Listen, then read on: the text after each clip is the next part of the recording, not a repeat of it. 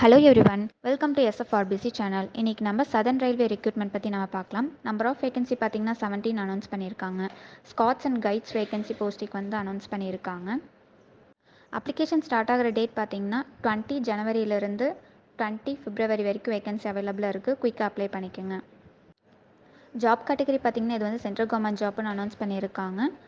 இது வந்து ரெகுலர் பேசிஸில் தான் இருக்க போகுது.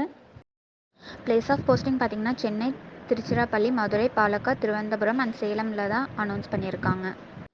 ஏஜ் லிமிட் பார்த்திங்கன்னா 18 இயர்ஸ்லேருந்து 33 இயர்ஸ்க்குள்ளே இருக்கீங்க இந்த ஜாப்புக்கு வந்து அப்ளை பண்ணிக்கலாம். செலெக்ஷன் ப்ராசஸ் பார்த்திங்கன்னா first round written exam, second round வந்து சர்டிஃபிகேட் வெரிஃபிகேஷன் அனௌன்ஸ் பண்ணியிருக்காங்க.